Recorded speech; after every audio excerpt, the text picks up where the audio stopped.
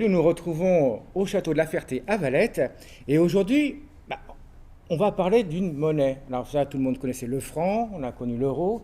Alors maintenant, une nouvelle monnaie qui arrive, c'est Le Stone. la caisse donc. Le Stone est une crypto-monnaie. En fait, la plupart des gens, quand ils ont entendu parler de crypto-monnaie, souvent c'est le Bitcoin.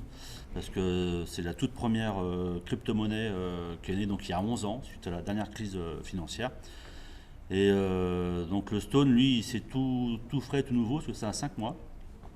Mais la différence du Bitcoin, c'est que nous, on a développé une crypto-monnaie qui a été conçue pour être utilisée en fait, au quotidien, pour pouvoir faire ses achats dans le plus d'endroits possible, chez tous les commerçants qui sont prêts à l'accepter. Alors c'est quand même différent d'une monnaie locale, C'est différent d'une monnaie locale. Vous pensez à la sonnante, par exemple, par ou exemple. voilà. On va dire que le principe, il est basé sur la même idée, sauf que la sonnante, c'est local.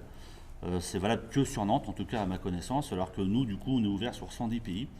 C'est-à-dire que moi, avec ma monnaie, maintenant, je peux voyager dans un de ces 110 pays-là et utiliser cette même monnaie partout dans le monde, on va dire. 110 pays, ça couvre une bonne partie du monde.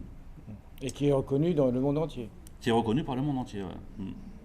Et par rapport à l'euro, par exemple, c'est la même valeur. Comment est-ce qu'il... Alors non, c'est-à-dire que l'avantage en plus de ça de toute crypto-monnaie, c'est vrai que quand on la prend au tout début, c'est là où c'est le plus intéressant parce que c'est là où elle a le moins de valeur justement. Mais plus cette monnaie va être utilisée, plus elle va prendre de la valeur et plus là en fait on va gagner d'argent si on veut parler juste d'argent. Mais c'est aussi un moyen de sécuriser justement ses finances. Et après voilà, il faut un petit peu comprendre comment fonctionnent les banques. Et nous, en fait, pourquoi est-ce que le Stone est né? C'est que les fondateurs de la société donc, qui s'appelle INBS euh, n'étaient pas du tout satisfaits, en fin de compte, du système bancaire.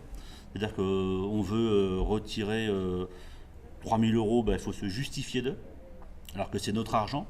Mais il faut qu'on dise pourquoi est-ce qu'on veut retirer l'argent, dans quel intérêt. Enfin bon voilà, c'est pas immédiat. Enfin, il y a tout un tas de frais d'intermédiaires que là du coup tout ça ça saute avec du coup les crypto-monnaies et en particulier du coup la nôtre.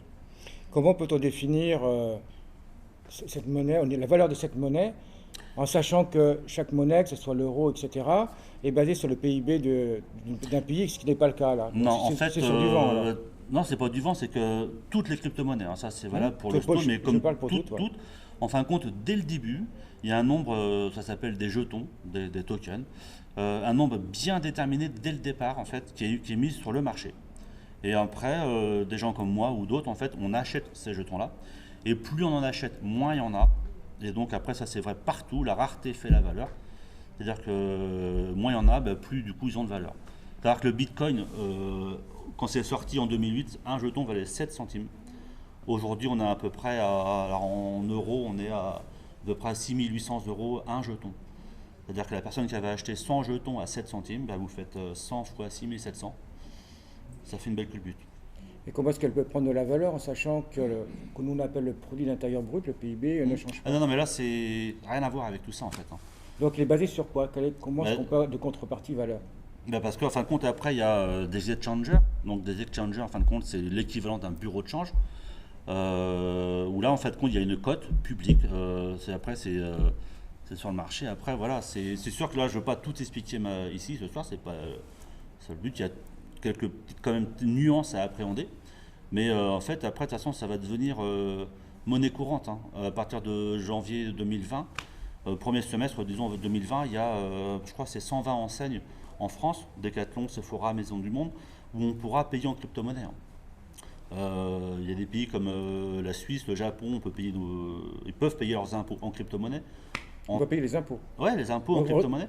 donc ça reconnu par les gouvernements. Ah non, mais complètement. De toute façon, enfin voilà, après c'est pareil quand on écoute les économistes et tout ça, c'est la crypto-monnaie. Enfin moi, je conseille vivement aux gens de commencer à s'y intéresser maintenant pour pas être pris au dépourvu d'ici quelques années. Après, les gens font comme ils veulent. Pour plus de renseignements, vous avez un site? Oui, bah après, on a un site. Après, nous, on développe tout ça par le bouche à oreille, en fait. Donc, le mieux, c'est d'en discuter de vive voix, en fait.